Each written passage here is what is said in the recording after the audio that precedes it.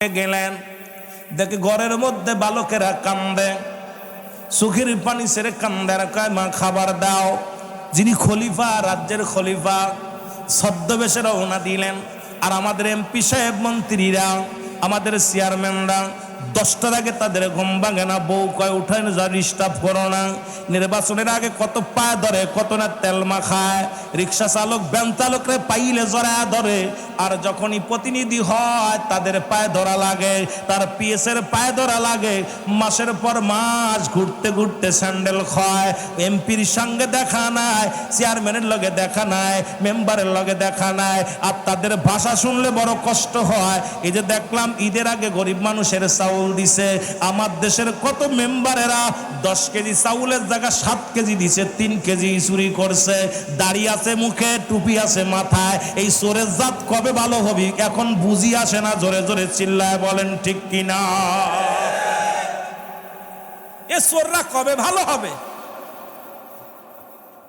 7-10 KG চাউল দিবে গরিব রে, এটার মধ্যে 3 কেজি মারছে। কথা বোঝেনি? বালতি ভরে ভরে আমার মাথায় টুপি দিয়ে মারতেছে। গরিবের হক। 3 কেজি চাউল যদি চুরি করে গরিবের কম্বলে যদি লোম বাসে, কম্বলে কিছু থাকে। কোটিপতি তামাল্লে এক বাপ ছিল, গরিবের 3 কেজি চাল দেয়, 5 কেজি এডার মেরে দিচ্ছে। এ স্বর্গের সোজা করবো কেমনি? কথা বুঝিনি? বড় কষ্ট লাগে ভাই, হৃদয়ের ভিতর কষ্ট লাগে। কারণ কে, আমি বলবো না, আপনি বলবেন না, কে বলবো? খলিফা হযরত তোমার ফারুক দেখ, মা খাবার দাও, খাবার দাও। মা পাতিলের ভিতরে কিছু পাথর দিয়া পানি জ্বালায়। সন্তানেরা ঘুমায় গেছে খাবার চাইয়া চাইয়া। খলিফা হযরত তোমার ফারুক ভিতরে প্রবেশ করলেন, কয় মা তুমি রান্না করতেছো, বালকেরা কান্দে, খাবার চাইলো দিলে না গো মা। বাবারে কি দিব? 1 সপ্তাহ যাবৎ ঘরের ভিতরে কোনো খানা নাই। এই রাজ্যে আমার সন্তানেরা, ছোট ছোট বালকেরা, আম্মু খাবার দেয়, আম্মু খাবার দাও। খাবার দেওয়ার মতো আমার কিচ্ছু নাই, ঘরের ভিতরে চাউল নাই, ঘরের ভিতরে কোনো খানা নাই। পাতিলের ভিতরে কিছু পাথর দিয়া জ্বালায়া অভিনয় করেছি, সন্তানদের বলছি খানা গলে দিব, কানতে কানতে ঘুমায়া গেছে। হযরত তোমার পাগলের মতো দৌড়াইয়া রাজ দরবারে চইলা গেছে, যা বলে আসলাম রে, কোথায় রে আসলাম, দরজা খোল। দরজাটা খুলে দিছে, কই বাইতুল মালের দরজা খোল। দরজা খুলে আসলাম রে, আসলাম রে, আমার 1 বস্তা আটা উঠাইয়া দে আমার মাথায়। আসলাম কয় হুজুর মাটা কি আরবেন? কয় আমি যে পাপ করেছি আসলাম, আমার আল্লাহর আদালতে যদি ওই গরিব যায় বলে আমি মোরের রাজ্যে না খেয়েছিলাম, আমি কেমনে জবাব দিব? আরে আমার মাথা উঠা দে। আসলাম আঠার বস্তা উঠা দিলেন মাথার মধ্যে। হযরত তোমার যিনি খলিফা, দেশ পরিচালনা করেন, রাষ্ট্রনায়ক, এমপি নয়, একজন দেশ পরিচালক, একজন নায়ক, ইনি মাথার মধ্যে বোঝাটা দিয়া গরিবের ঘরে হাজির হয়ে ডাক দে, বলে বুড়ি মা এই আটাটা নিয়ে তোমার সন্তানদের রুটি বানায় খাওয়াও। কয় বাবারে, এই রাজ্যের খলিফা যদি উমর না হয় তুমি হইতারে বাবা, কতই না ধন্য হতাম আমি। এই উমরের বেটা কেন হতে গেছে খলিফা? আজকে আমি আপনার মতো মানুষ, আপনার মতো এত ভালো মানুষ, এই রাজ্যের যদি খলিফা হতো, মানুষ, দুঃখী মানুষের দুঃখ দূর হয়ে যেত।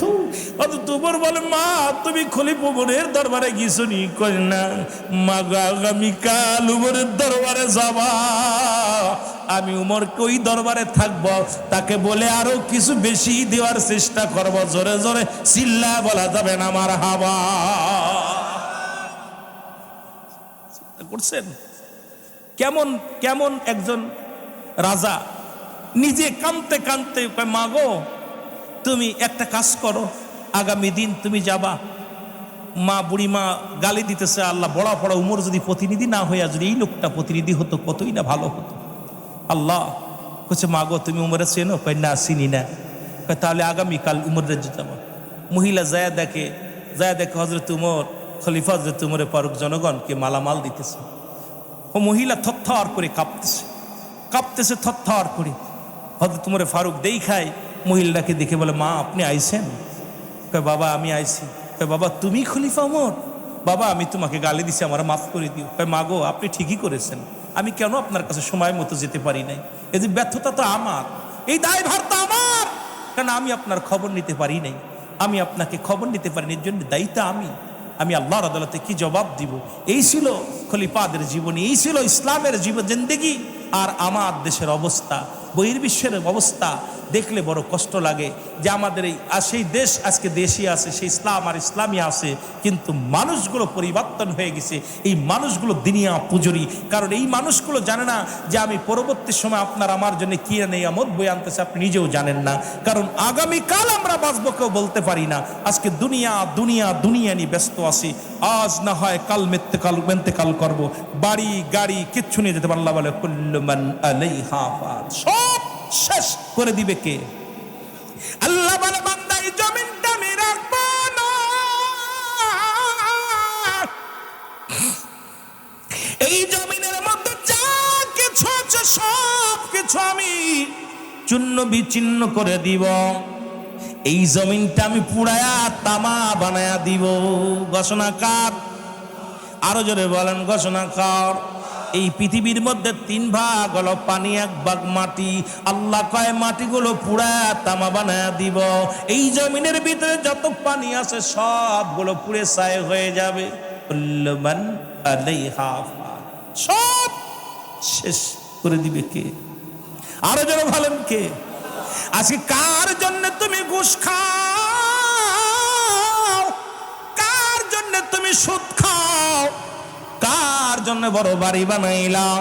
কার জন্য এমপি মন্ত্রী হইলাম? কার জন্য দুনিয়ার সম্পদ জোগাড় করলাম?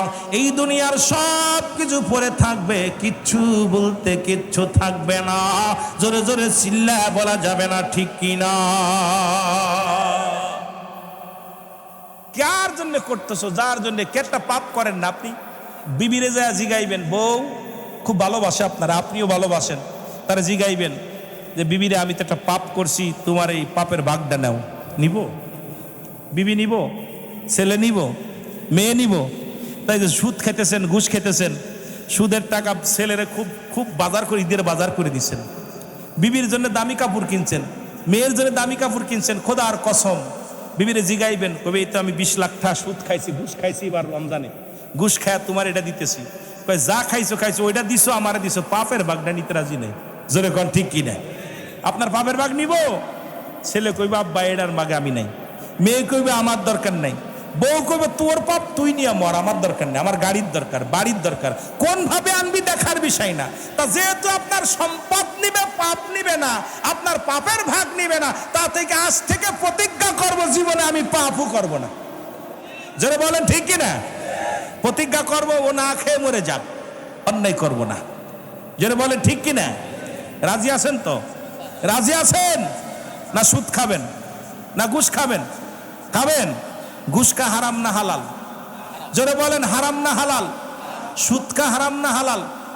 আরো জোরে বলেন। শুয়োরের গোস্ত খা হারাম না হালাল? যা শুয়োরের গোস্ত খা যদি হারাম হয়, সুদও খা হারাম হয়। আপনি যারা সুদ খোর, ওরা কি শুয়োরের গোস্ত খায় না গরুর গোস্ত খায়? ওরা গরুর গোস্ত কেনে, ওদের আজ থেকে গরুর গোস্ত কেড়ে নিতে হবে, শুয়োরের গোস্ত ধরায় দিতে হবে, ঠিকই না? সুদখোর ঘুষখোর যারা আছে, ঘুষখোরের হাত থেকে খাসির গোস্ত কেড়ে নিতে হবে, ওর হাতে শুয়োরের গোস্ত ধরাই দিতে হবে। যারা বলে ঠিক কিনা? খাবি সুদ আর ঘুষ, বাজারে যে কিনবি হালাল খাদ্যটা চলবে না। যারা বলে ঠিক কিনা? মনে থাকবো, মনে থাকবো। সুদখোর ঘুষখোর এদের সঙ্গে কোনো সম্পর্ক নাই, সুদখোর ঘুষখোরের সঙ্গে কোনো সম্পর্ক নাই।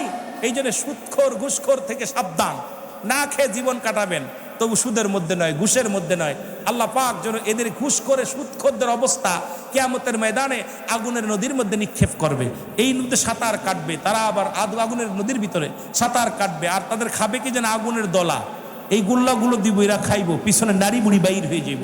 অসংখ্য আমার দেশে যে সুদের কারবার, এমন কোনো ঘর নাই যে সুদ ঢোকে নাই, এমন কোনো ঘর নাই যে ঘুষ ঢোকে নাই। এই জন্য আমাদেরকে বাঁচতে হবে, যে কটা দিন বেঁচে আছি হালাল খাদ্য খেয়ে বাঁচতে চাই, চাই কি চাই না? আরো জোরে বলেন, চাই কি চাই না? সুতরাং 12টা বেজে গেছে, আলোচনা আর না, আলোচনা ছিল অনেক। কিন্তু ভাই যেহেতু আপনাদেরকে 12টা আস্তে আস্তে আলোচনা কেবল শুরু করছি, কথা বুঝেননি? কিন্তু দুঃখের বিষয় হলো আমি এই জন্যই হুজুর দ্বারা আমি বারবার বলে গেছি আমরা 9:30টায় দিবেন, কারণ আমিও আগামীকাল প্রোগ্রাম আমার চান্দিনায় যেতে হবে, কুমিল্লায় অনেক দূরে যাব। এই জন্য দূরে আপনারাও ফজরে নামাজ পড়বেন। আসসালাতু খায়রুম মিনান নাওম, ঘুম থেকে নামাজ উত্তম। আপনারা ভালোবাসেন আমাকে, ভালোবাসার শেষ নাই। আলোচনা তো কেবলমাত্র সবে একটু শুরু করছি, কথা বুঝেননি? ঘন্টার পর ঘন্টা আলোচনা করলে আপনাদের মজা, এই এলাকার মানুষগুলো বালা, নবীর প্রেম আছে, আশেকে রাসূল, ইসলাম বোঝার জন্য বসে আছেন। আমার বাবারা, সর্বোপরি আপনাদের কাছে অনুরোধ করব যে আপনারা আমার মা বোনেরা যারা আছেন, অনুরোধ কর মা বোনদের জন্য আমল দিয়ে যাই। 3টা আমল করলে মারা নাচতে নাচতে জান্নাতে যাবে। আমার মা বোনেরা যারা আছেন 3টা আমল। কয়টা আমল? 3টা আমল। নাম্বার 1, 1 নাম্বার 5 ওয়াক্ত ফরজ নামাজ এবং ফরজ রোজা। এই যে রোজা চলে গেছে, ফরজ নামাজটা আদায় করবেন। মেয়েদের জন্য মাফ আছে, যখন মাফ হবে তখন তারা, যখন মা বোনদের যখন ঋতু আসবে তখন সঙ্গে সঙ্গে নামাজও ছেড়ে দিবে, রোজাও ছেড়ে দিবে। কাজা কোনো নামাজ আদায় করা লাগবে না। যদি ফরজ রোজা হয়, এই অবস্থায় যদি রোজা ভেঙে ফেলে, এই রোজাটা কাজা আদায় করতে হবে, কিন্তু কাজা কোনো নামাজ আদায় করা লাগবে না। পুরুষের জন্য কোনো মাপ নাই। পুরুষ যারা আছেন এদের কোনো মাপ নাই। 1 ওয়াক্ত নামাজ কাজা দিলে 80 হুতবা পরিমাণ জাহান্নাম, যার 1 হুতবা পরিমাণ হলো 2,88,00,000 বছর। এটা খুবই খেয়াল করবেন। নাম্বার টু হলো স্বামীর খেদমত। সুবহানাল্লাহ বলেন না? আরো জোরে বলেন। খোদার কসম, কোন পীর সাহেবের খেদমত করে জান্নাতে যেতে পারবে না, কোন মৌলবীর খেদমত করে জান্নাতে যেতে পারবে না। খেদমত করবে কার? আরো জোরে বলেন কার? আস্তে না জোরে বলবেন। আপনারা শুনলে খুশি হবেন। অনেক মা বোনেরা বলে, দেখবেন স্বামীর হুকুম অমান্য করে তাবলিগ করে বেড়ায়। অনেক মা বোনেরা আছেন দেশ বিদেশে ওয়াজ নসিহত করে বেড়ায়। মারা শোন, মা আসিয়াও জান্নাত পেয়েছিল স্বামীর দোয়ায়। আমার নবীর কন্যা মা ফাতেমাতু জাহরা, ইনিও জান্নাতের সরদারিনী হয়েছেন স্বামীর খেদমতে। সুবহানাল্লাহ বলেন না? আরো জোরে বলেন। রাসূল পাক সাল্লাল্লাহু আলাইহি ওয়াসাল্লাম জামাতা দোয়া করেছিল। হযরত শেরে খোদা হযরত আলী দোয়া করে, আল্লাহ আমার ফাতেমারে তুমি জান্নাতের সরদার বানিয়ে দিও। আমার বাবারা, আমার আসিয়ার স্বামী ফেরাউন, উনিও 5 ওয়াক্ত নামাজ পড়তো না, কিন্তু মাঝে মাঝে নামাজ পড়তো। ফেরাউন উজান বাটি, নীল দরিয়ার পানি উজান বাটির জন্য মাঝে মাঝে নামাজ পড়তো।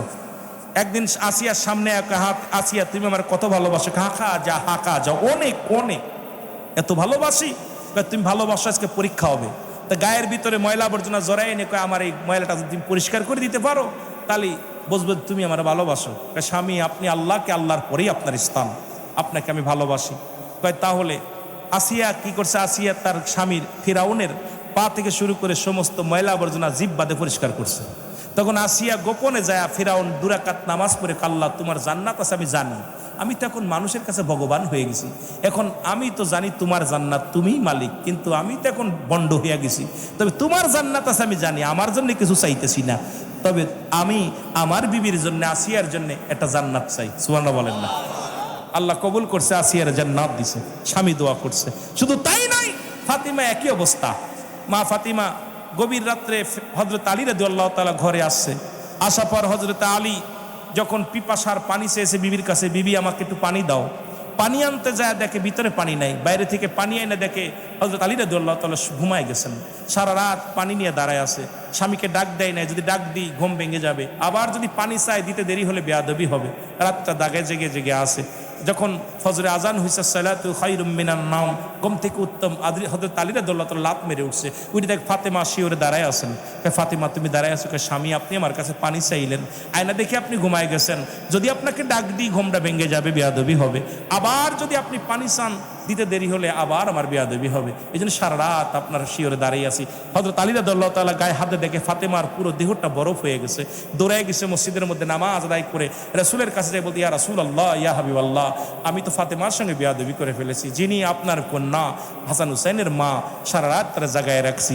আমার নবীজি তখন আল্লাহর কাছে প্রার্থনা করতেছে, জিবরিল আমিন আয়া বলে, ইয়া রাসূলুল্লাহ, ইয়া হাবিবাল্লাহ, শুভ সংবাদ শোনেন, আজকে আলী যখন ফজরের সালাত আদায় করে আল্লাহর দরবারে হাত তুলেছে, আল্লাহ এত খুশি হয়েছে ফাতেমার খেদমতে, স্বামীর প্রতি খেদমত করার কারণে রব্বুল আলামিন আমার ফাতেমাকে, আপনার কন্যা ফাতেমারে জান্নাতের সরদারিনী বানিয়ে দিয়েছে। সুবহানাল্লাহ বলেন না। আর আমার দেশের মা বোনেরা স্বামীর খেদমত লাগে না, দেওরের খেদমত করে। কথা বুঝেননি? আমার খোদার স্বামীর খেদমত, স্বামীর অমাধ্য হওয়া যাবে না। স্বামী খুশি হলে, স্বামী আপনার দিকে মায়ের নজরে তাকাইছে, সারা রাত নফল নামাজ পড়ছেন, আপনার আমল নামায় খালি স্বামী আপনার দিকে তাকায় একটা মিষ্টি হাসি দিছে, আপনার আমল নামা ওর চাইতে দ্বিগুণ পরিমাণ সব আমল নামায় লেখা হবে। সুবহানাল্লাহ। স্বামীকে খুশি রাখবেন, স্বামীকে খুশি রাখবেন, স্বামীর প্রতি সন্তুষ্ট থাকবেন। কিয়ামতের ময়দানে রাসূল পাক সাল্লাল্লাহু আলাইহি সাল্লাম যখন মিরাজ করলেন, আল্লাহর সঙ্গে দেখা করলেন, মিরাজ থেকে ফিরে এসে জাহান্নাম দেখে বলতেছিল, হে আয়েশা তুমি কি জানো আমি জাহান্নামে দেখলাম অধিক পরিমাণ নারী জাহান্নামী। রাসূল বলার পর আম্মাজান আয়েশা বলে, ইয়া রাসূলুল্লাহ কারণ কি? বলে ওই সমস্ত নারীরা স্বামীর লানতকারী। আম্মাজান আয়েশা বলে, ইয়া রাসূলুল্লাহ লানত কাকে বলে? বলে আয়েশা ওই সমস্ত নারীরা হলো স্বামীকে অভিশাপ করতো, স্বামীর অবাধ্য ছিল, স্বামীকে অভিশাপ করতো, গালাগালি করতো। আমার মা বোনেদের অনুরোধ করি, খবরদার স্বামীকে লানত করা যাবে না, স্বামীকে গালি দেওয়া যাবে না, স্বামীকে সম্মান করতে হবে। কারণ এই দুনিয়ার জিন্দেগির স্বামী মাত্র 40 বছর 50 বছর পাবেন। আমি আপনাকে জান্নাতে গেলে হুর গেলে মান আছে, এই হুরেরা অভিশাপ করে, হে হে নারী, দুনিয়ার নারী, তোমার স্বামীকে কষ্ট দিও না, তোমার স্বামীকে ভালোবাসো, তোমার স্বামী সঙ্গীকে ভালোবাসো, তোমার সঙ্গীকে ভালোবাসো। জোরে বলেন না মারহাবা। নাম্বার 3 হলো কঠোর পর্দা। জোরে বলেন সুবহানাল্লাহ। নামাজ যেমন ফরজ, পর্দাও তেমনি ফরজ। নামাজ যেমন ফরজ, পর্দাও তেমনি ফরজ। এই পর্দার বিধান আপনাদেরকে মানতে হবে। এর বাধ্য যদি হয়ে যান, আপনার মা বোনেরা, অনেক পল্লী এলাকার মারা শোনেন, খাতুনে জান্নাত মা ফাতেমাতুজ জাহরা আম্মাজান বসে আছেন, রাসূল আকরাম সাল্লাল্লাহু আলাইহি সাল্লাম যে বলতে, ফাতেমা তুমি কি খবর শুনছো? কি খবর? আম্মাজান বলতেছেন, কি খবর আব্বাজান? বলতেছে, মারে তোমার আগে তোমার সোহারিনী, যিনি তোমার ওই তুমি যে ঘোড়ায় চড়ে, যে যানবাহনে চড়ে জান্নাতে প্রবেশ করবে, সেই জান্নাতের মধ্যে তোমার আগে একজন মহিলা প্রবেশ করবে। সুবহানাল্লাহ বলেন না, একটু আরো জোরে বলবেন। ফাতেমা আব্বাজান এ কি বলেন? আমার বাবার নাম হলো খাতুনে, আমার বাবা হলো হযরতে রাসূল আকরাম সাল্লাল্লাহু আলাইহি সাল্লাম, আমার স্বামী শেরে খোদা হযরত আলী রাদিয়াল্লাহু তাআলা। 10 জন সাহাবী জান্নাতের সংবাদ পেয়েছে, তার মধ্যে 4র্থ নাম্বার আমার স্বামী। আমার হাসান হুসাইন যুবকদের জান্নাতের সরদার, আমি হলাম জান্নাতীদের সরদারিনী। আমার আগে জান্নাতে যাবে এমন কি আমল, তার আব্বা কিডা, মা কিডা, স্বামী কিডা, একটু জানতে পারি আব্বাজান? খুব খেয়াল, কারণ জান্নাতের ভিতরে ফাতেমা ঢোকার আগে ঢুকবে, খুব খেয়াল না? এই ফাতেমা বলার সঙ্গে সঙ্গে রাসূল পাক সাল্লাল্লাহু আলাইহি সাল্লাম বললেন, ফাতিমা ওই যে পাহাড়টা দেখছো না, ওই পাহাড়ের মধ্যে বসত করে একজন কাঠুরিয়ার বিবি, নাম তার জামিলা। সুবহানাল্লাহ বলেন না। নাম কি? নাম কি? জামিলা। আব্বাজান সে কি এমন আমার আগে জান্নাতে যাবে? হ্যাঁ মা, তুমি যে যানবাহনে চড়বা সেটা লাগাম ধরবে সেই মহিলা, আর তোমাকে প্রথম ঢুকাবে, কারণ যিনি ঘোড়া নিয়ে ঢুকবে উনি তো আগে ঢুকবে, তার ঢুকার আগে তোমার আগেই উনি আগে ঢুকবে। সুবহানাল্লাহ বলেন না, আরো জোরে, আরো জোরে। ফাতিমা বলে, আব্বাজান এমন কি আমল করেছে মহিলা, রাত ভরে ঘুম নাই। আমার পর্দার আড়ালের মারা খুব খেয়াল করবেন। বলতে, বাবা গো রাত ভরে ঘুমাই না, ফজরের সালাত আদায় করিয়া হযরতে ফাতিমাতুজ জাহরা রওনা দিয়ে চলে গেলেন কাঠুরিয়ার ঘরে। সালাম দেয়, আসসালামু আলাইকুম ইয়া আহলাল বাইত, আসসালামু আলাইকুম ইয়া আহলাল বাইত। ভিতর থেকে আওয়াজ আসে, ওয়ালাইকুম আসসালাম। কে? বলে, আমি ফাতিমা। কই তুমি কে গো? আমি জামিলা। দরজা খোলো রে। ফাতিমা বলে, মা গো, ও বোন জামিলা, দরজাটা খুলে দাও, কিছু কথা আছে। জামিলা কয়, বোন রে ক্ষমা চাই তোমার কাছে, আমি কাঠুরিয়ার বিবি, আমার স্বামী কাটতে রওনা দিছে, ফজরের নামাজ পড়ে রওনা হয়ে গেছে, আমার স্বামীর থেকে অনুমতি নেওয়া নাই, সুতরাং স্বামীর অনুমতি ব্যতীত আমি ঘরের দরজা খোলার একটার রাখি না। জোরে জোরে চিল্লায় বলা যাবে না মারহাবা। আমি আসতেছিলাম, আরে মহিলারা যেভাবে রাস্তা দিয়ে ঘুরতেছে, ঈদের আনন্দ মারতেছে, স্বামী সাথে আছে, সব স্বামীর অভাব নাই, 3-4 করে স্বামী আছে এক একজন পাশে। কথা বুঝছেন নি? এই বিলির মধ্যে দেখলাম, কি বিল যেন, চলন বিলির মধ্যে সব হাওয়া খাচ্ছে, তা মনে হচ্ছে এক একটার লগে 10-12টাও স্বামী আছে। কথা বুঝছেন নি? হাত ধরে সেলফি তুলতেছে, বয়া বয়া, আমি কাম সারছে। কথা বুঝছেন নি? দেখলে কষ্ট হয়, মনের ভিতরে অশান্তি লাগে, চিন্তা করি আল্লাহ কি অবস্থা। ফাতেমা ডাক দে কয়, বোন রে, তুমিও নারী আমিও নারী, তোমার লগে দেখা করতে কি অপরাধ? জামিলা কয়, বোন ফাতেমা, যদিও তুমি নারী আমিও নারী, কিন্তু স্বামীর অনুমতি ব্যতীত আমি জামিলা দরজা খুলতে পারবো না, তোমার সঙ্গে দেখা করা সম্ভব হবে না। বোন জামিলা, বোন ফাতেমারে, আগামীকাল আসবা, আগামীকাল আমার স্বামীর থেকে অনুমতি নিয়ে রাখবো, তোমার সঙ্গে প্রাণ খুলে কথা বলবো। আরে ফাতেমা ফিরে চলে আসে। পরের দিন উঠা হুসাইনকে সঙ্গে নিয়ে, হুসাইনের বয়স মাত্র 7 বছর। কয় বছর? 7 বছর বা 4 বছর, কোন কোন কিতাবের মধ্যে আসে 4 বছর বয়স। এই 4 বছরের বালক হয়তো হুসাইন বলতো, আম্মু আমিও যাব। হুসাইনকে সঙ্গে করে নিয়ে গেছে 4 বছরের বালক। কয় বছর? 4 বছরের বালককে নিয়ে গেছে। সালাম দিছে, আসসালামু আলাইকুম আহলাল বাইত। ভিতর থেকে আদেশ, আলাইকুম আসসালাম। ফাতেমা কয়, বোন জামিলা, দরজাটা খুলে দাও, দেখবো রে, প্রাণ খুলে দেখবো, কথা বলবো। জামিলা কয়, বোন রে, ক্ষমা করো, মাফ করে দাও আমারে, আমি দেখা করতে পারবো না। কয় কেন? আমার স্বামীর থেকে অনুমতি নিয়েছি তোমার সঙ্গে দেখা করবো, তোমার সঙ্গে কথা বলবো, কিন্তু তোমার সাথে আর একটা ভালো কানসরে জামিলা ফাতিমা, সুতরাং আমি দেখা করতে পারি না। ফাতেমা কয়, জামিলা রে, এটা আমার কলিজার টুকরার সন্তান হুসাইন, বয়স মাত্র 4 বছর। এবার জামিলা বলে, ফাতেমা রে, তুমি কি ইসলামের বিধান জানো না? সন্তান ছেলে সন্তান হলে পৃথিবীর মধ্যে মায়ের দুধের স্থান পান করবে মাত্র 2 বছর, মেয়ে হলে 2.5 বছর, ছেলে হলে 2 বছর।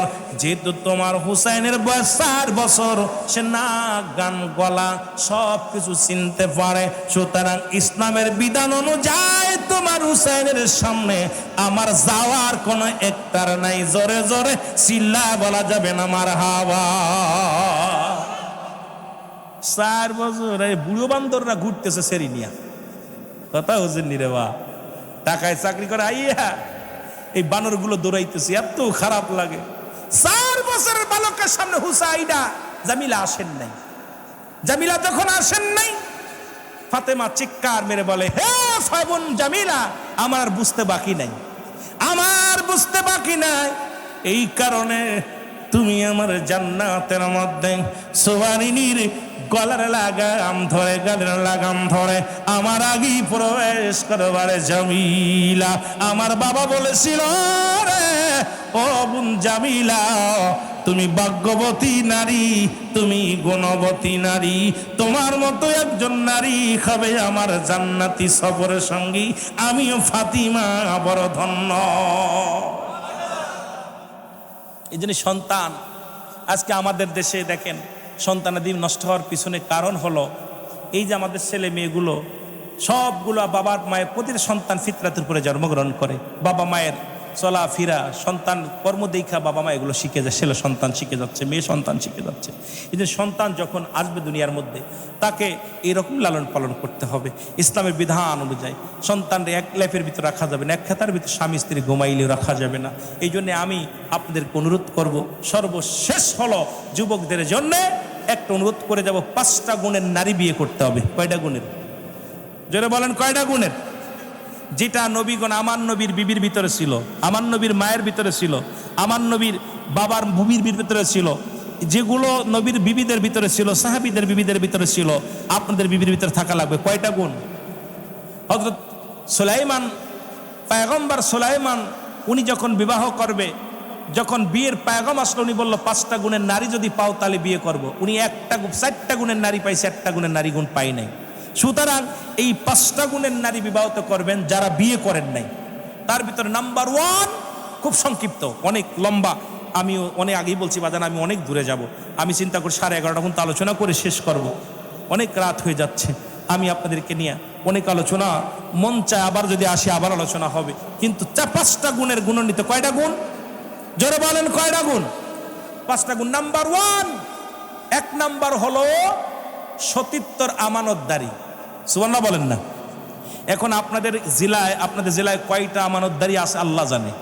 কারণ এইগুলোরে খালাতো ভাই, মামাতো ভাই, ফুফাতো ভাই সর্বনাশের মূল। যাদের চেহারা দেখা হারাম, মামাতো ভাইয়ের চেহারা দেখা হারাম, খালাতো ভাইয়ের চেহারা দেখা হারাম, ফুফাতো ভাইয়ের চেহারা দেখা হারাম, কাকাতো ভাইয়ের চেহারা দেখা হারাম। এই দুনিয়ার মধ্যে এক কথা ভালো কথা বুঝে নিয়েন, কিন্তু আজকে আমার দেশের অনেক উলামা ইকরামের সন্তানরাও বেপরোয়া হয়ে গেছেন। আজকে আলেমের সন্তানরাও বেপরোয়া ভাবে চলতেছেন।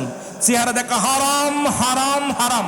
মাদারাজুন নবুয়াতের প্রথম খণ্ডের মধ্যে বয়ান করে, শরিয়াতের দৃষ্টিতে হালালকে কোনো ব্যক্তি হারাম বললে সে কাফের কাফের কাফের। সুতরাং আপনি হালালকে হারাম বলার এখতিয়ার নাই, হালালকে হারাম বলার এখতিয়ার কোনো মুফতি সাহেবের নাই। সুতরাং চাচাতো ভাই, মামাতো ভাই, ফুফাতো ভাই, খালাতো ভাই, এদের চেহারা দেখা হারাম। কথা বুঝেননি? এদের চেহারা দেখা কি?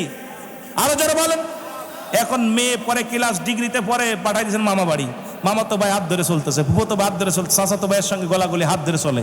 সুতরাং নিজেও জাহান্নামে যাবি ওই মেয়ের কারণে, ছেলের কারণে। আমার বাবারা গভীর মনোযোগ। 1 নাম্বার হলো সতীত্বর আমানতদারি। 1 নাম্বার কি? আরো জোরে বলেন। একমাত্র স্বামী ব্যতীত অন্য কোনো পুরুষের কাছে যায় নাই, স্ত্রী ব্যতীত আর কোনো পুরুষের কাছে যায় নাই। এখন আমি যদি এখানে হাত উঠাইতে বলি আল্লাহর রাস্তায়, অনেকে আমরা উঠাইতে পারবো না, কারণ আমি আপনাদের লজ্জা দিতে চাই না। কিয়ামতের ময়দান অধিকাংশ নারীর লজ্জাস্থান দিয়ে আগুনের ফুলকি ঢুকানো হবে, আর অধিকাংশ পুরুষের লজ্জাস্থান দিয়ে আগুনের ফুলকি বাইর হবে। হুজুর সাল্লাল্লাহু আলাইহি সাল্লামকে বলা হলো, হুজুর এদের কারণ কি? বলে ওই শুধু তাদের চলা চলতি ফিকার দিয়া অনেক পুরুষকে আকর্ষণ করেছিল, আর ওই পুরুষরাও নারীর প্রতি আসক্ত হয়েছিল। আসক্ত হওয়ার কারণে ওই সমস্ত পুরুষের লজ্জাস্থান দিয়ে আগুনের ফুলকি বাইর হবে। আর যে সমস্ত নারীরা আসক্ত করেছে, এই যে রাস্তাঘাটে পাতলা কাপড় চুপড় গায়ে দিয়ে রাস্তাঘাটে চলাফেরা করে, এরা চলাফেরা করে পর্দার বিধান মানে না, এই সমস্ত নারী অন্য পুরুষকে আকর্ষণ করার কারণে কিয়ামতের ময়দানে এদের লজ্জাস্থান দিয়ে আগুনের ফুলকে ঢুকানো হবে। কথা বোঝেননি? বাবা ওয়াজতে একটা আমার অনেক যুবকদের জন্য বলে যে, আমার একটা যুবক যদি পথে ফিরে আসে আমার জীবন সার্থক।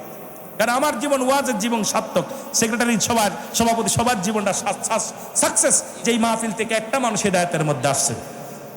আমার বাবারা আমার, সুতরাং এই জন্য আমাদেরকে অনেক খেয়াল করে রাখা, খালি চোখের হাতে জিনা না, পায়ের জিনা না। রাসূল তো নিজেই ওয়াদা করেছে, মুফতি সাহেব মাওলানা সাহেব আছেন, 2টা জিনিস রাসূল বলছে হেফাজত করবে, আমি নবী জান্নাতের সার্টিফিকেট দিলাম। হাত ধরে জান্নাত। নাম্বার 1, 2 গালের মধ্যবস্তু, এটা কন্ট্রোল করবে। 2 পায়ের মধ্যবস্তু লজ্জাস্থান, পুরুষলিঙ্গ স্ত্রীলিঙ্গ, এটা একমাত্র স্বামী স্ত্রী ব্যতীত অন্য জায়গায় অপচয় করবে না। নবীজি বলছে আমি কথা দিলাম ওরা হাত ধরে জান্নাতে নিব। কথা বুঝেননি? 2টা কন্ট্রোল করতে পারছেন? মিথ্যার কারখানা বানাইছে মোবাইল। আপনি কোছেন না হুজুর কই আছেন? আমি এই তো তোদের বাড়ির কাছে চলে আসি, দেখা যায় আমি সিংড়ে ঘোরাঘুরি করতেছি। কথা কোন ঠিক কিনা? সুরের একটাই আস্তানা বাইর হয়েছে, বিপদের মধ্যে আছি। যারা বলেন ঠিক কিনা? এর দুর্নীতির হই রাখরায় বসে জাহির করে জ্ঞান, কলম দিয়া কামাই টাকা আবার ধরে সাধুর ভানোরা, শিক্ষিত শয়তানোরা, শিক্ষিত শয়তানোরা। একটু জোরে জোরে বলা যাবে না, ওরা শিক্ষিত শয়তানোরা। ওরা হলো জাতির নাকি মহামারী মহাতন, ফাইলে কলম ঠাকাইয়া চালায় ওরা নির্যাতন। ঘুষের টাকায় ওদের ভুঁড়ি, ঘুষের টাকায় ওদের ভুঁড়ি, করে যে টান টান। ওরা শিক্ষিত, আস্তে কইবেন না জোরে কইবেন? ওরা শিক্ষিত শয়তান, ওরা শিক্ষিত শয়তান। ওরা আবার স্কুল কলেজের দিকটা ভাই দেখো না চোখ মেলিয়া, মেয়েরা সব বই ছাড়িয়া আছে শুধু প্রেম লইয়া। ঠিক কিনা? ঠিক কিনা? স্কুল কলেজের দিকটা ভাই দেখো না চোখ মেলিয়া, ছেলেরা সব বই ছাড়িয়া আছে শুধু প্রেম লইয়া। অস্ত্র যে তার সঙ্গের সাথী, অস্ত্র যে তার সঙ্গের সাথী, হইতেছে মস্তান। ওরা শিক্ষিত। 5 আগস্টের পর দেখতাম এক একটা বিদ্যালয় থেকে গাড়ি গাড়ি অস্ত্র উদ্ধার হয়েছে। বই খাতা বাদে পিস্তল, বই খাতা বাদে ড্যাগার। আয় হায়, যেহেতু বাড়ি মাগুরা, কুষ্টিয়া ভার্সিটির সামনে আয়া দেখি গাড়ি বেড়ে এলাছে, ট্রাক বেড়ে এলাছে। আর যাদের হাতে টাকা ছিল খাতা আর কলম, তাদের হাতে দেখি পিস্তল। জোরে বলেন ঠিক কিনা? জাতি শেষ, সমাজ শেষ। আজকে আমার সমাজ জাতি সব শেষ হয়ে গেছে, বড় বিপদের মধ্যে আছে। আমার বাবারা যে কথা বলতে গেলে, আমার বাবার 1 নাম্বার হলো সতীত্বর আমানতদারি। নাম্বার টু আমলদারি নারী। মারহাবা বলেন। নাম্বার 2 কি? আমলদারি নারী। নাম্বার 3 হলো পর্দাশীলতা নারী। সুবহানাল্লাহ বলেন না? আরো জোরে, আরো জোরে। নাম্বার 4 হলো রূপবতী গুণবতী নারী। আমরা রূপও লাগবে, গুণও লাগবে, 2টা জিনিস। রাসূল বলেছেন, আমার বাবার ইসলাম বলেছে যেটা, এই গুণবতী নারী বিয়ে না করার কারণে স্বামী থুয়ে আরেকজনের লগে পরক্রিয়া করতেছে, কারণ ওর ভিতরে গুণ নাই। হাজারো মেয়ে আছে, স্বামী বছরকে বছর সুখ দিতে পারে নাই, কিন্তু তারপরও কোনোদিন স্বামীর সংসার ভেঙে যায় নাই। অন্য পুরুষের চিন্তা করে না, চিন্তা করে আমার স্বামীর মুখ হাসবে, আমার বাবা মায়ের মুখ হাসবে। হাজারো কষ্ট বুকে চাপা রেখে এই দুনিয়ার সংসার করতে। জোরে বলেন ঠিক কিনা? আর ব্যাহে কিছু আছে যারা ওই যে গুণবতী নাই। আমরা এই জন্য আগের যুগে বিয়ে করতে গেলে বংশ পরিচয়, মার বংশ, বাবার বংশ, নানার বংশ পরিচয় দেখা ওরা মেয়ে সিয়ারা দেখতো না, দেখতো আগে এইটা জাতি আছে নাকি, ঠিক কিনা? এখন তো রূপ জৈবরা খালি সিয়ারা হলি হলো। এখন আমরা সুন্দরী পুজোরি, খালি ধলা হলি হলো, একদম ধলা ফকফকে। ওর নিজের পরিষ্কার রাখবো না, ওর এই চরিত্রটা কন্ট্রোল রাখবো, নিজের নিয়েই ব্যস্ত সবসময়। জোরে বলেন ঠিক কিনা? আরো জোরে বলেন ঠিক কিনা? এই জন্য আমি যুবকদের বলি, তোদের পায়ে ধরে বলে যায়, একজন রিক্সা চালক, ভ্যান চালকের মেয়ে বিয়ে কর, একজন সাধারণ পাবলিকের মেয়ে বিয়ে কর। দেখবি ওই মেয়েটা নামাজি কিনা, ওর বাবা মা নামাজি কিনা, ও নিজে ফরেজগার কিনা, ওই মেয়েটা পর্দার মধ্যে থাকে কিনা, ওই মেয়েটি ইসলামের বিধান মানে কিনা। এমন একটা সঙ্গিনী যদি পাও, জীবনেও সে এই ঈদের পরে মার্কেট করতে চাবে না, নিজে সে মার্কেট করবে না, নিজে কোনোদিন আর বাজার ঘাটে ঘুরবে না, নিজে কোনোদিন খোলামেলা ঘুরবে না। সে তোমার ইজ্জতের দিক তাকাবে, ইসলামের বিধান মানবে, কোরআনের আইন মানবে, হাদিসের আইন মানবে, মেনে সে জীবন যাপন করবে। জোরে বলেন ঠিক কিনা? নাম্বার 5 হলো আদর্শবান বাবা মায়ের সন্তান। আজ থেকে প্রতিজ্ঞা করব, যত টাকার মালিক হোক, বাড়ির মালিক হোক, এমপি মন্ত্রীর মেয়ে হোক, চেয়ারম্যানের মেয়ে হোক, মেম্বারের মেয়ে হোক, সেই সুদ ঘুষের মধ্যে যারা জড়িত, যারা ঘুষের মধ্যে, সুদের মধ্যে জড়িত, তাদের সঙ্গে আত্মীয়তা নয়। যারা বেনামাজি, তাদের সঙ্গে আত্মীয়তা নয়। সগলখোরের সাথে কোনো আত্মীয়তা নয়, ঘুষখোরের লগে কোনো আত্মীয়তা নাই। আমরা জীবন দিয়া দিব, তবু তাদের সঙ্গে কোনো আত্মীয়তা করব না। কে কে রাজি আছো? রাজি আছো? মারহাবা, হাত নাম। আমার মারা বলতেছি, মা গো, বিয়ে করার আগে বা মাকে বলবা, দাদিকে বলবা, দাদি একজন রিক্সা চালক, ভ্যান চালক, তার সঙ্গে দাও, দুঃখ নাই। সেজন্য সারাদিন পরে আমাকে হালাল রুজি খাওয়ায়, সেজন্য আমাকে পর্দার মধ্যে রাখে, সেজন্য আমার জন্য নামাজের তাগিদ দেয়। এ মুসলমান, এমন স্বামীর প্রয়োজন নাই। আমরা নিজের কন্যাকে যখন বিয়ে দেব, খোদার কসম, যখন মেয়েটাকে বিবাহ দিবেন, আগে দেখবেন ছেলেটা নামাজি কিনা, ছেলেটা হালাল কোরবান্দা কিনা। এ দুনিয়ার জিন্দেগি কদিনের জন্যে। খাতুনে জান্নাত মা ফাতেমার ঘরে মাসকে মাস তো খাবার থাকে নাই। রাসূল পাক সাল্লাল্লাহু আলাইহি ওয়াসাল্লামের কন্যা, যিনি জগৎ বিখ্যাত মা, তিনিও তার প্যার বাবারে, যিনি কুল কায়নাতের নবী, তিনিও তো না খেয়ে পেটে পাথর বাঁধছে। জিন্দেগি কদিনের জন্যে। এই জিন্দেগি মিশে মিশে জিন্দেগি, এই জিন্দেগির দিকে না তাকাইয়া পরপারের দিকে চিন্তা করবেন। আজ থেকে আমরা যারা যুবক আছি, মাদককে না বলবো। আজ থেকে মাদক আমরা পরিহার করব, বাবা মার খেদমত করব, 5 ওয়াক্ত সালাত আদায় করব, হারাম হালাল বেঁচে চলব, সমাজে উন্নয়নের কাজের জন্য ঝাঁপিয়ে পড়ব, মসজিদে আগের কাতারে নামাজের জন্য চেষ্টা করব, মুরব্বীদের সম্মান করব, এই সমাজ থেকে দুর্নীতি দূর করব। কে কে রাজি আছেন আমার যুবক ভাইরা? হাত তোলেন। আল্লাহ আমাদের কবুল করুক, সকলে বলুন আমিন। সুতরাং এই মসজিদ উন্নয়ন প্রকল্পে আপনাদের কাছে একটু হাত বাড়াবো। আমার ভাইয়েরা ভিতরে যাবে, যদি কেউ দিতে চান, এক ভাই 5,000 টাকা দিয়ে গেছে, আর যদি কেউ দিতে চান দোয়ার আগে আপনাদের কাছে অনুরোধ করব, ভিতরে কমিটির বাবারা যাবে, তাদের হাতে কিছু না কিছু দিবেন। এটা আমার দাবি। আপনাদের হাজিরা আমি আপনাদেরকে যুবকদের নিয়ে ওয়াজ করবো। আল্লাহ বাসায় রাখলে আগামীতে যদি আসি পাশে, আপনারা যে আলোচনা দিবেন আমাকে আগে বলবেন, আমি সে আলোচনার মধ্যে ঢুকে থাকবো। কারণ আমি জনগণকে যেটা চাই, আমি এটার দিকেই বেশি খেয়াল করি। কারণ বর্তমান যুগ অবস্থা খুব খারাপ। আমি আমার নিজের পক্ষের জন্য আলোচনা করি না, কারণ আমি আলোচনা করি ইসলামের পক্ষে, আমি আলোচনা করি কোরআনের পক্ষে। আমার ব্যক্তিগত স্বার্থ নিয়ে কখনো আলোচনা করি না, এটা পছন্দও করি না। আমি যতদিন বেঁচে আছি আমি আপনি ইসলামের পক্ষে, কোরআন হাদিসের পক্ষে কথা বলবো, দেশের পক্ষে কথা বলবো। দেশ আপনাকে কি দিল দেখার বিষয় না, দেশকে আপনি কি দিলেন এটা দেখার বিষয়। যে সরকার আসে, যে আসে, আমাদের দেখার বিষয় না। দেখার বিষয় হলো আমরা সমাজ বাঁচাবো, জাতি বাঁচাবো। এই মহল্লায় যারা আছি, আমি মারা গেলে আপনি কাঁধে নিবেন, আপনি মারা গেলে আমি কাঁধে নিব। আমরা ভাইয়ে ভাইয়ে বিরোধ করব না, এক ভাই আর এক ভাইকে ভালোবাসবো, বুকে টেনে নিব। আমরা আজ থেকে দ্বিধাদ্বন্দ্ব ভুলে যে সমাজে উন্নয়নের জন্য ঝাঁপিয়ে পড়বো। জোরে বলেন আমিন, আরো জোরে বলেন আমিন। কোনো ব্যক্তি আছেন কিছু দেওয়ার মতো, যদি 2-4 হাজার দিতে চান, যদি কোনো ব্যক্তি এই যে মসজিদটা আরো সুন্দর হোক, আপনারা যদি কেউ দিতে চান, আপনার বলে 10,000 5,000 করে লেখাইলে আমার ভাইজান সেক্রেটারি সাহেব খাতা নিয়ে বসছেন, একজন যোগ্য ব্যক্তি, একজন মাস্টার মানুষ মসজিদের। কিয়ামত পর্যন্ত তওবার দরজা খোলা, নবীদের দরজা বন্ধ।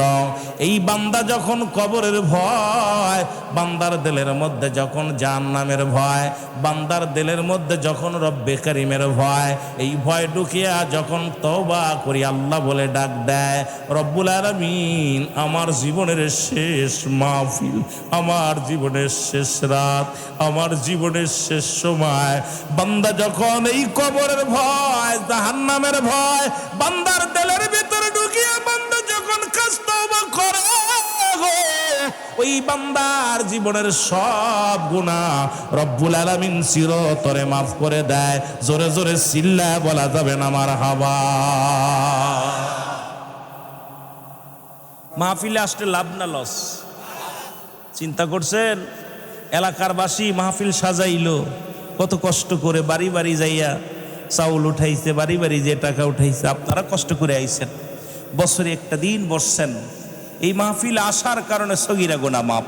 এখানে বইয়া শুধু চোখের পানি ছেড়ে কানবেন, কারণ পৃথিবীর মধ্যে আসার একটা সিরিয়াল আছে, যার কোনো সিরিয়াল নাই। আসেনি?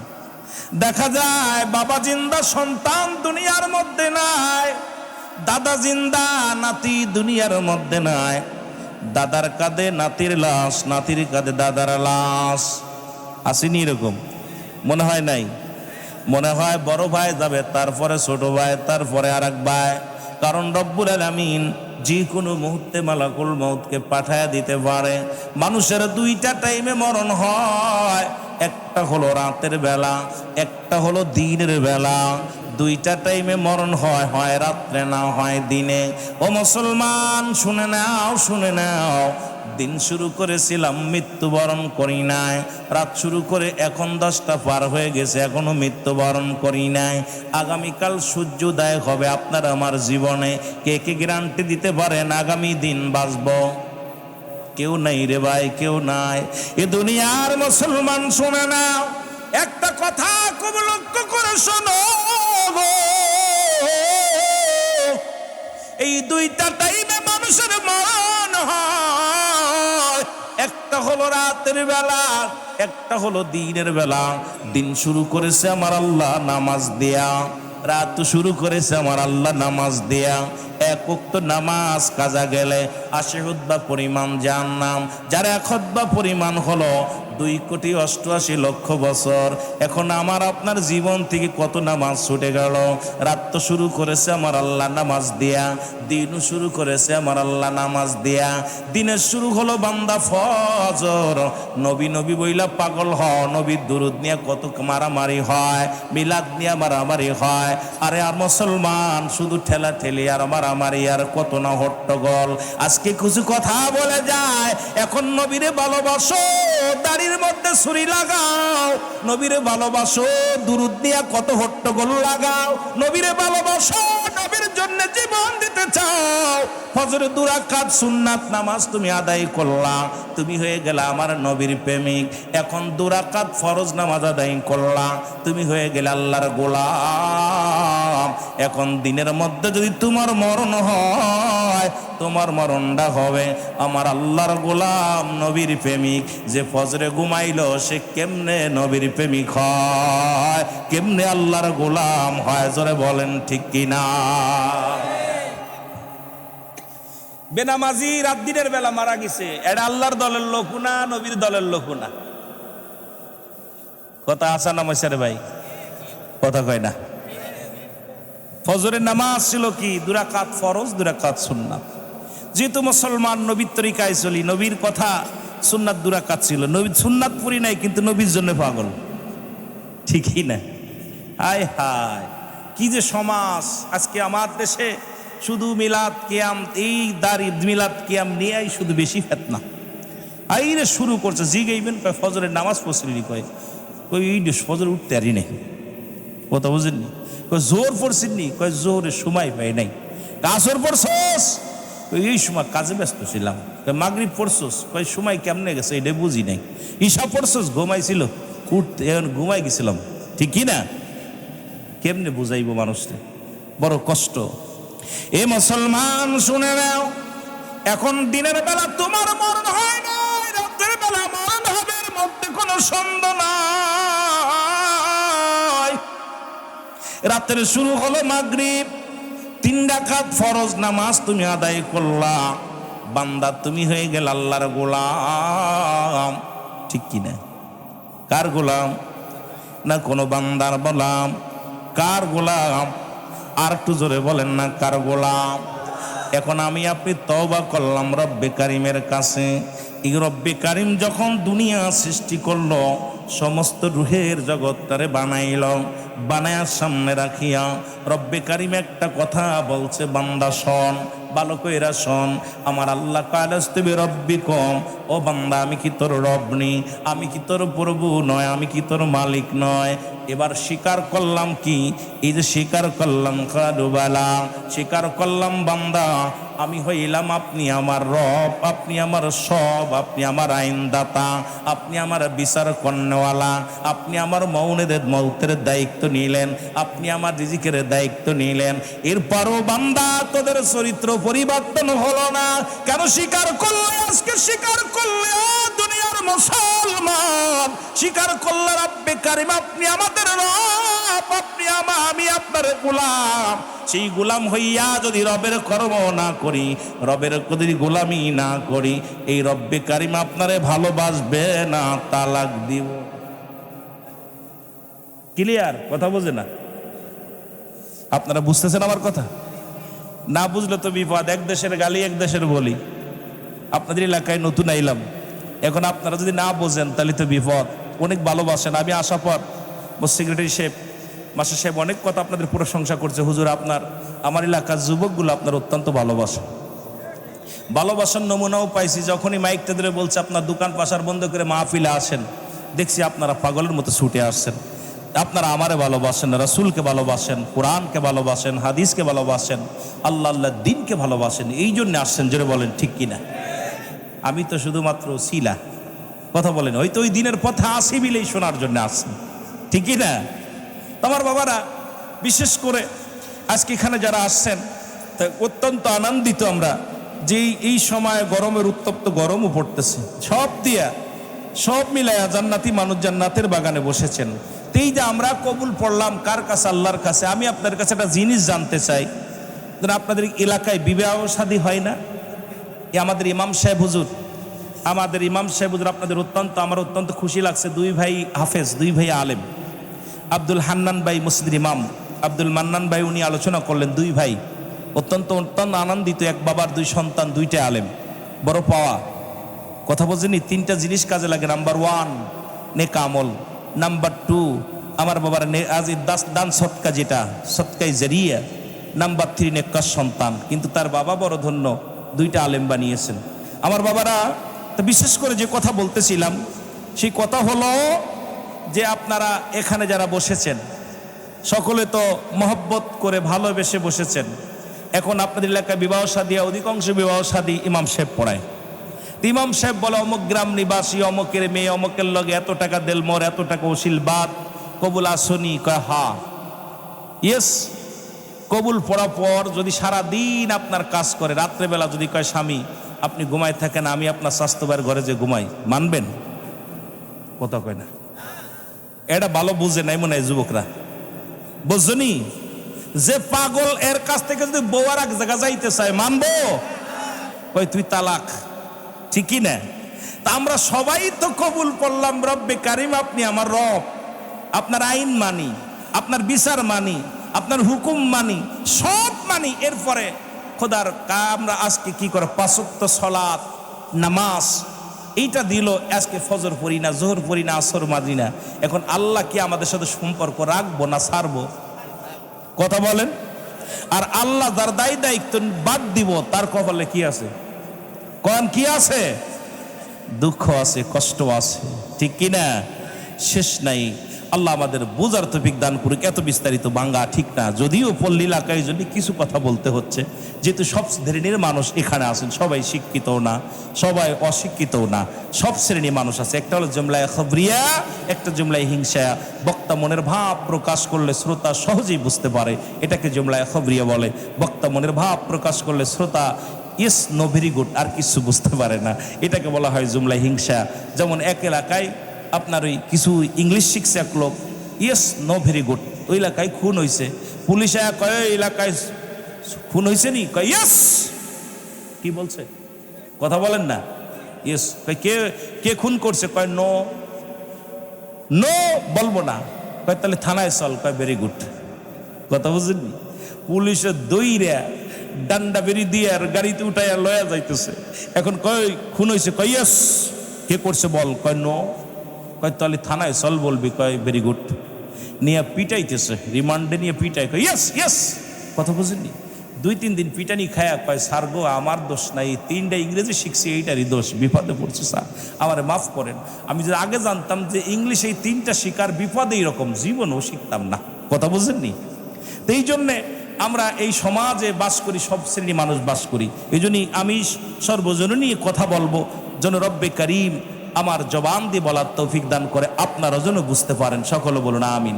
মদিনা যাইতে পারলাম না, মদিনা দেখতে পারলাম না, মদিনা যাইতে পার,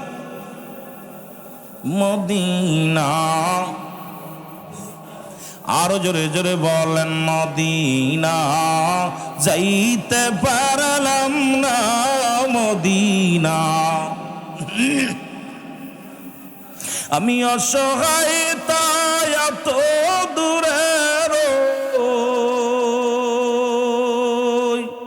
আমি অসহায় তাই এত দূরে রই, শুধুই সালাম জানাই, বলো শুধুই সালাম জানাই, মদিনা যাইতে পারলাম না, মদিনা দেখ।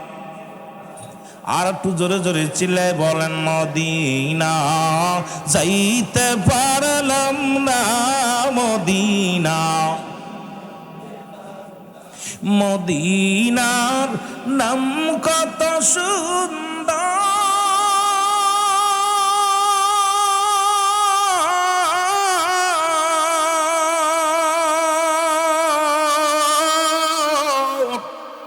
মদিনা কেড়েছে অন্তর, এই গরিব দুঃখীর সালাম খানি, গরিব দুঃখীর সালাম খানি পৌঁছাই দিও মদিনায়, বলো পৌঁছাই দি, মদিনা যাইতে পার, একটু মহব্বতে বলেন না, মদিনা যাইতে পারলাম না, মদিনা। আমি অসহায় তাই এত দূরে রই, আমি অসহায় তাই এত দূরে রই, দূর থেকে সালাম জানাই, বলো দূর থেকে নাই, মদিনা যাইতে পারলাম না, মদিনা। মদিনার নাম কত মধু,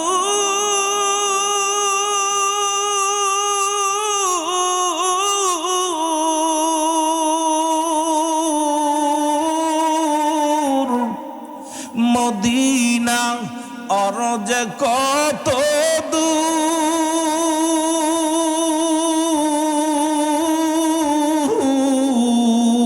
ওই মদিনার পথের দুলি বলো ওই মদিনার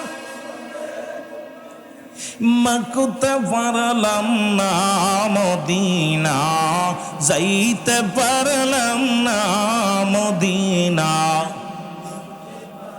আরো জোরে বলেন মদিনা যাইতে পারলাম না মদিনা